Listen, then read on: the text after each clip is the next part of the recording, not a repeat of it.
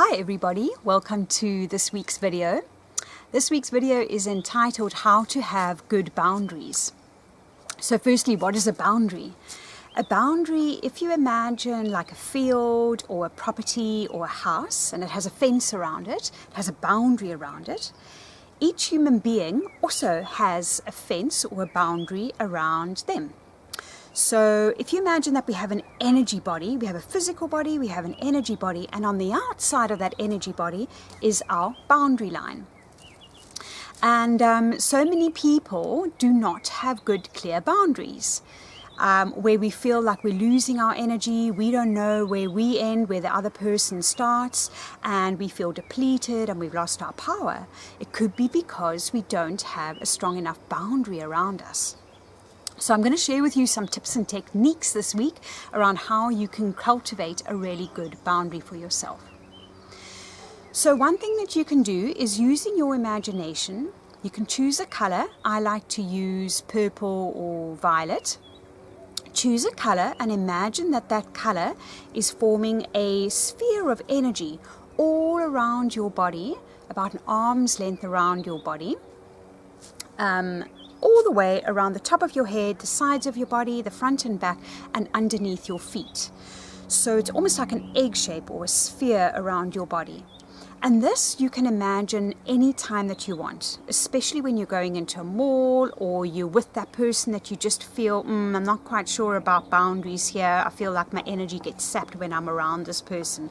You can actually do this in the morning and in the evening just as a daily practice anyway, to make sure that you have this fence that you've put up, or this boundary that you've put up around you.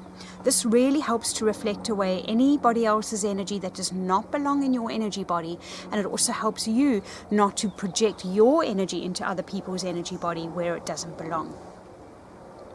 So another thing that you can do is every single day when you get into bed at night, you can actually say to yourself, I am, and whatever your name is, and I now let go of any energy that I picked up on today that is not mine, and I receive back any energy to me that belongs to me. Because sometimes we actually don't even know where we've let go of our energy, or where we may have picked up on somebody else's energy. So just imagine that energy leaving and imagine your energy coming back. It's a really, really good and powerful practice to do on a daily basis at night before you get into bed. And you can put your boundary color around you then as well before you go to sleep at night.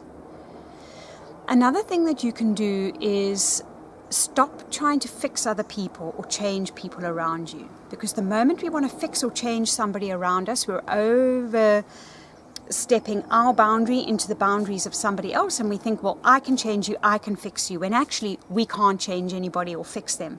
The only thing that we have control over is changing ourselves and fixing ourselves. The moment we change and fix ourselves, those around us and those in relationship with us will automatically begin to reflect, because where we are presenting ourselves to them in relationship with them, they will reflect that and change accordingly to where we are in relationship with them.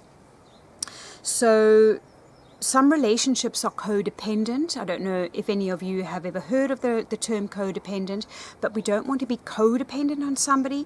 We want to be interdependent. We want to interrelate heart to heart, rather than from a place of overstepping boundaries and giving energy away and taking energy.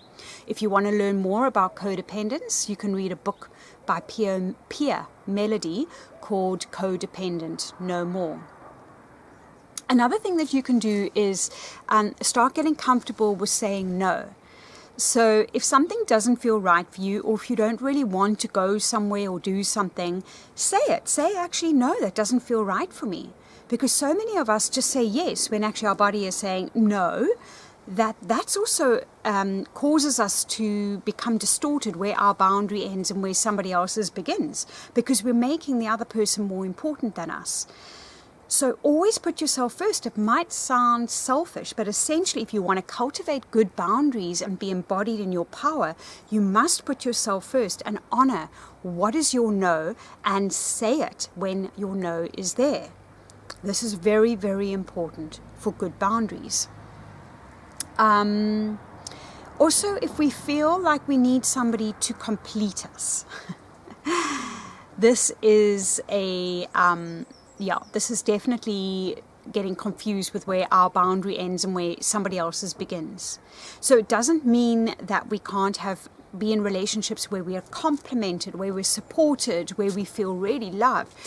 But if somebody's completing us, that means there's a part of us that's not whole, and we're looking for it in somebody else.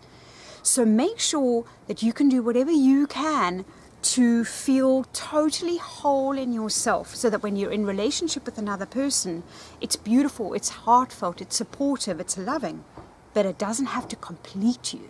Okay? So again, going back to that book, Pia Mellody, Codependent No More, very, very good at defining what is a healthy relationship and what is an unhealthy one. So there are so many things that you can do to create and cultivate good boundaries in your life. These are just a few tips and techniques.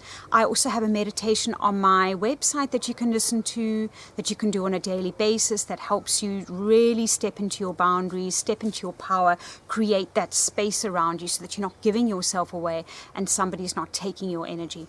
Again, I'll put a link in the comments for you. So let this be a week of power and embodiment, good boundaries, saying no when it feels right for you to say no, and putting yourself first. Lots of love.